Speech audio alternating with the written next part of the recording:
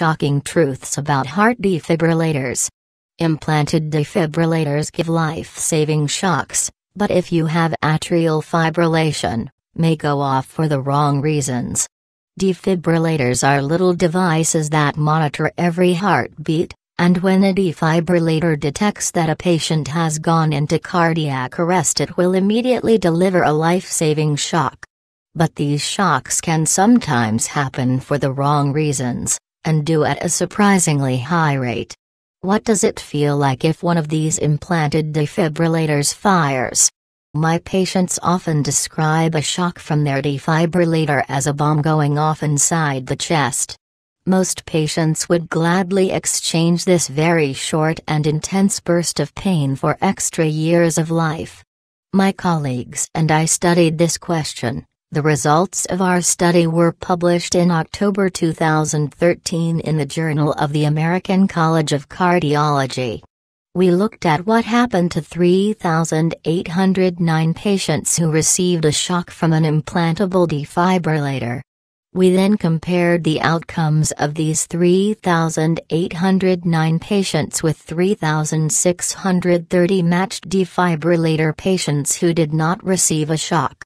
Here's what we found over the 3-year follow-up period. If the shock was to end a cardiac arrest, ventricular fibrillation, patients were 2.1 times more likely to die over the next 3 years. If the shock was to stop ventricular tachycardia, a type of arrhythmia, patients were 1.7 times more likely to die over the next 3 years. If the shock was from atrial fibrillation, patients were 1.6 times more likely to die over the next 3 years. It should be noted here that defibrillators are designed to not deliver a shock for atrial fibrillation. But if the atrial fibrillation is fast enough, it can fool the defibrillator, and a shock will be delivered. If the shock was for a very fast, benign arrhythmia or a device malfunction, the device was fooled. There was no increased risk of dying. Interpreting the defibrillator's shock, what do these findings mean? The majority of the time the defibrillators went off for the right reasons, ventricular tachycardia or ventricular fibrillation. But 41% of the shocks were because a device was fooled by a non-life-threatening arrhythmia, or because of a device malfunction. Clearly, these devices aren't doing a very good job if they fire for the right reason only 59% of the time. First, in my opinion, this study should be a wake-up call for defibrillator manufacturers to create a more reliable device that is less likely to go off for the wrong reasons. Second, if a patient receives a shock for any arrhythmia from the ventricles or for atrial fibrillation, this is a cry for help from the patient's heart.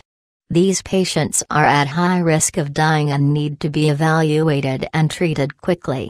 Often what we see is that these patients have gone into heart failure, or may have a blockage of one of the arteries in their heart.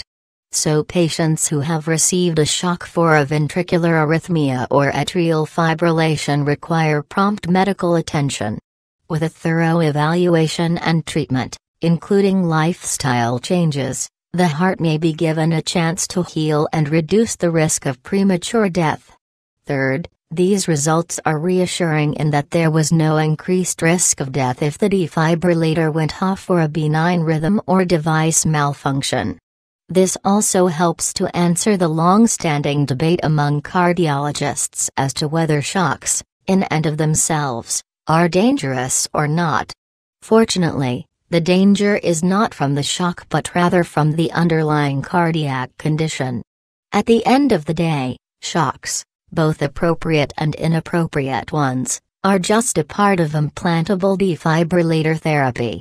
It is my hope that from this study, device manufacturers will work to create better algorithms and software, so that these devices are not so easily fooled, and so that physicians caring for patients who have received a shock for ventricular fibrillation, ventricular tachycardia, or atrial fibrillation will realize the significance of this event and take rapid measures to prevent premature death in these patients. Who needs an implantable defibrillator? Implantable defibrillators are reserved for patients who have either already survived a cardiac arrest or are at high risk for a cardiac arrest.